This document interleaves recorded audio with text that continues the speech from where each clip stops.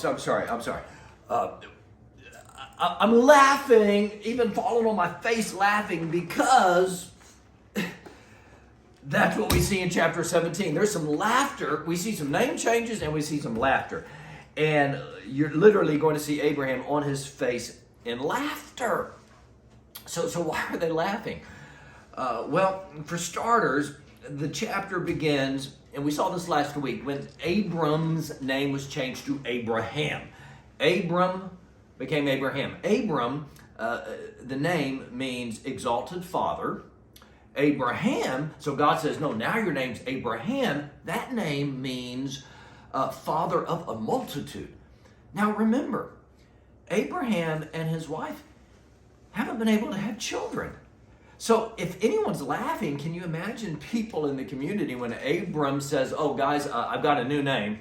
God wants me to be going by Abraham now. Yeah, I know it means father of a multitude. And my wife and I don't have any kids. So that was probably a little bit funny. But now in our passage today, starting in verse 15, God tells Abraham, you're not the only one getting a new name. Sarai is also getting a new name. From now on, her name will be Sarah.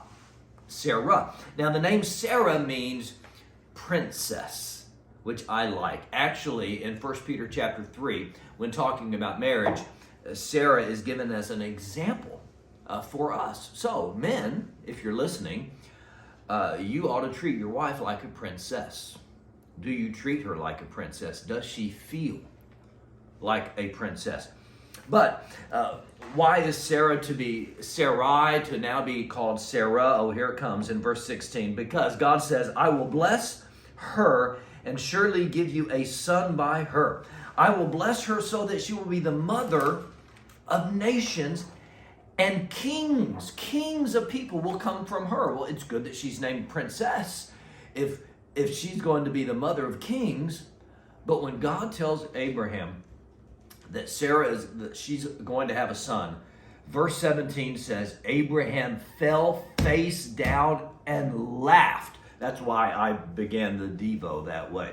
He is laughing, and this is what he said. Will a son be born to a man 100 years old? Will Sarah bear a child at the age of 90? Abraham's 100, Sarah is 90. I mean, no wonder he laughed. They ought to be on Social Security, not planning their nursery. Can you imagine Abraham? Okay, I'm old, but look at Sarah. She's 90. God, her get up and go has got up and gone. She's about as fruitful as a pitted prune.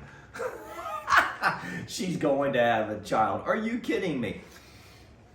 Have you ever laughed at God or laughed at something he asked you to do because it just seemed impossible? It's interesting that since this is a chapter with laughter and different names, it's interesting that God tells him, yes, this time next year, Sarah will have a son. And God even tells him what to name the boy. God said, name him Isaac. You know what Isaac means? It means he laughs. It was a bit of a reminder that Abraham had laughed. And so I think I'll just keep it brief as we share together today. But I wonder, what is it that God's asked you to do that just seems laughable? What is it that God has challenged you to do and you just think it's impossible? Let this story remind you that we serve a God who can do anything. Nothing is too difficult for him. Nothing is impossible with him. 90-year-old women can have babies. Red Seas can split.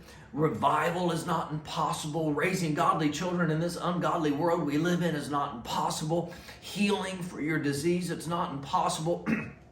Having a purpose and a meaning to your life and a ministry, it's not impossible. And I don't even know what it is that God's put on your heart, but he is a God that can do the impossible.